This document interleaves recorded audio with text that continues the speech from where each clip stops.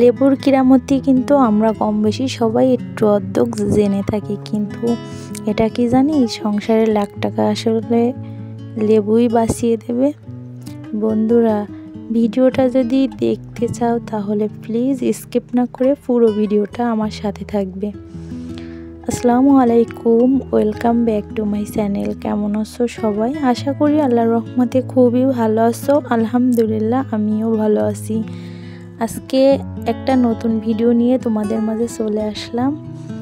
আর এই ভিডিওতে লেবুর যে কিরামতি এটা তোমাকে দেখাবো, আর সংসারের লাখ টাকাও কিন্তু বাঁচিয়ে রাখতে পারবো। কিন্তু এটা কিভাবে সম্ভব বন্ধুরা, দেখতে থাকো আমি কি করি।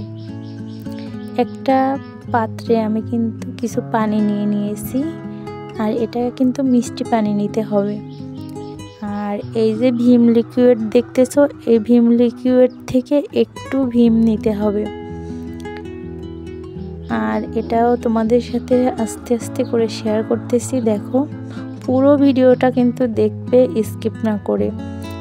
আর এখানে দিয়ে দিচ্ছি 1 চামচ সার্ফ এক্সেল, 1 চামচ সার্ফ এক্সেল। আর ভীম লিকুইডের সাথে সার্ফ এক্সেলটা যখন মিশানো হবে সুন্দর একটা কালার চলে আসবে, দেখতে কিন্তু একেবারে দুধের মতো দেখা যাচ্ছে। আসলে এই কালারটা আনার জন্য কিন্তু ভীম লিকুইড আর সার্ফ এক্সেল মিক্সার করতে হবে। আর ঝকমকে ঝকঝকে কালারের জন্য লাগবে একটা ব্রাশ, এটাও এখানে রেখে দিলাম। আর সাথে লাগবে একটা লেবু, ওই যে বলেছিলাম লাখ টাকা বাঁচিয়ে আনতে পারবো। আর সেটার জন্য তোমরা অপেক্ষা করো আমি কি করি। লেবুটাকে আমি এখন এই যে মাঝখান বরাবর 2 ভাগ করে কেটে নিচ্ছি। সুন্দর করে কেটে আমি কিন্তু অর্ধেকটা লেবু নিয়েছি। আর এই অর্ধেকটা লেবু কিন্তু আমি এখানে চিপে দিয়ে দেব। আর এই লেবুতে এত পরিমাণের গুণাগুণ, এটা বলে শেষ করার মতো নয়। হয়তো কম বেশি সবাই জানো লেবুর গুণাগুণ সম্পর্কে, কিন্তু আজকে আমি তোমাদের মাঝে যেটা তুলে ধরবো এটা অবশ্যই তোমরা দেখতে থাকো। লেবুটাকে সুন্দর করে চিপে আমি এই যে এর ভিতর অ্যাড করে দিচ্ছি। আর যে বাকি অংশটুকু থাকবে এটুকু কিন্তু আমরা ফেলে দিব না। আর এবার চলে আসলাম, ওই যে বলছি লাখ টাকা বাঁচাতে পারবে, সেই জাদুর বাক্স নিয়ে তোমাদের মাঝে চলে আসলাম। আর এখানে দেখো আমার যতটা গহনা আছে অনেক দিন পর্যন্ত কিন্তু পরিষ্কার করা হয় না। এটাকে আমি পরিষ্কার করব। আর কিভাবে পরিষ্কার করি বন্ধুরা তোমরা দেখতে থাকো। যদি স্কিপ করো তাহলে কিন্তু বুঝতে পারবে না, শিখতে পারবে না, অথবা দেখতেও পারবে না। আর গহনা যখন অনেক দিন হয়ে যায় তখন কিন্তু এর কালারটা একটু হলেও ডিফারেন্স উলট পালট হয়ে যায় আর কি। আর এই কালারটা ফিরিয়ে আনার জন্য কিন্তু আমি এটাকে সুন্দর করে এই যে পানিটা করে রেখেছিলাম ওর ভিতর কিন্তু আধা ঘন্টার মতো ভিজিয়ে রেখেছিলাম। আর আধা ঘন্টার মতো ভিজিয়ে রেখে কিন্তু এই দেখো আমি কিন্তু ব্রাশটা দিয়ে হালকা নরম যে ব্রাশের তুলি আছে ওটা দিয়েই কিন্তু আমি পরিষ্কার করতেছি।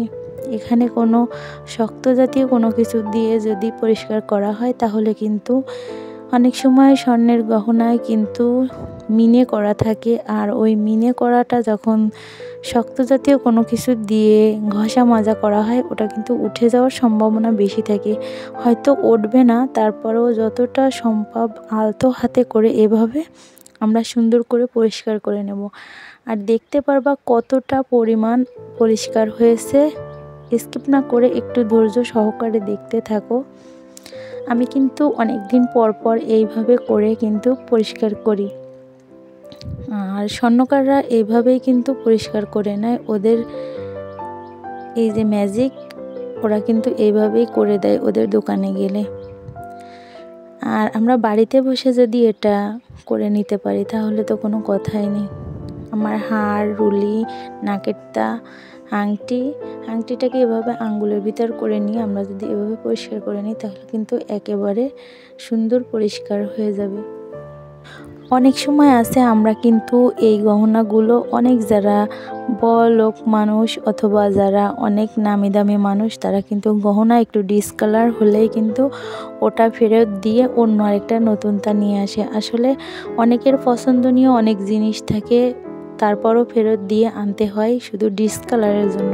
কিন্তু আমরা যদি এই পদ্ধতিটা ব্যবহার করি আসলে কিন্তু ডিসকালারের জন্য কিন্তু আমরা ফেরত না দিয়ে এই রং ও সুন্দর করে ঘরে ফিরিয়ে আনতে পারি। লাখ টাকার মাল কিন্তু আমরা ফেরত আনতে পারি এভাবে করে। আর দেখো এখন এই যে আমার যে পায়ের যে পায়েল ছিল ওটাকে আমি সুন্দর করে পরিষ্কার করে নিচ্ছি। দেখো কতটা সাদা ঝকঝকে হয়েছে।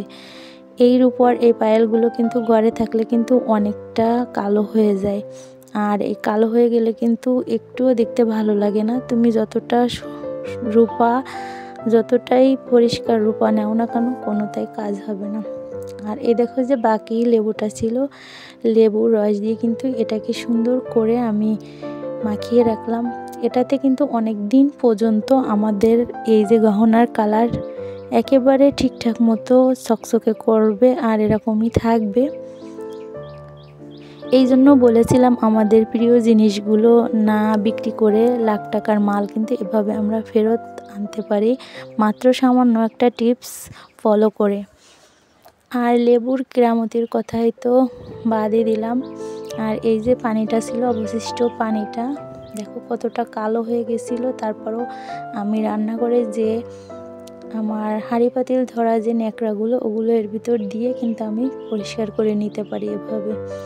আর এই দেখো, আর এই যে পানিটার ভিতরে হাত যখন দিয়েছিলাম হাতটা কিন্তু অনেক তেলসা সেতে ধরনের হয়ে গেছিল, হাতে কিছু ধরা যাচ্ছিল না। হাতটা কিন্তু একেবারেই এতটা পিছলা হয়ে গেছিল, কোনো কিছু ধরলেই পড়ে যাচ্ছিল। কিন্তু এখন এই যে লেবুর কেরামতি দেখো, সামান্য একটু লেবু নিয়ে যদি আমরা এভাবে করে দেখো এভাবে করে চিপে যদি আমরা হাতে মাখিয়ে দিই সাথে সাথে আমাদের হাতটা কিন্তু একেবারে খসকা হয়ে যাবে, আর যে কোনো জিনিস ধরতে কিন্তু আমাদের খুব সহজ হয়ে যাবে। আমরা যে কোনো সার্ফ এক্সেল বলো, যে কোনো জেড বলো, পাউডার বলো, ওটাতে হাত ভিজিয়ে যদি আমরা হাতটা উপরে উঠোই হাতটা কিন্তু যতই পরিষ্কার করা হোক না কেন হাতের ভিতর কিন্তু একটা পিছলা টাইপের ভাব থেকে যায়। কিন্তু আমরা যদি একটু লেবুর রসটা নিয়ে এভাবে মেখে নিই হাতটা কিন্তু জল করবে, আর প্লাস আমাদের হাতে কিন্তু খসকা ভাবটা চলে আসবে। এটা কিন্তু তোমাদের একটা টিপস বলে দিলাম, অবশ্যই বাসায় আর এক টুকরা লেবু আমি কিন্তু ফ্রিজে রেখে দিব এখন, কারণ ফ্রিজে অনেক সময় অনেক গন্ধ আসে, তার জন্য এটাও একটা টিপস। আজ এ পর্যন্তই, দেখা হবে আবার নেক্সট ভিডিও নিয়ে। আল্লাহ হাফিজ।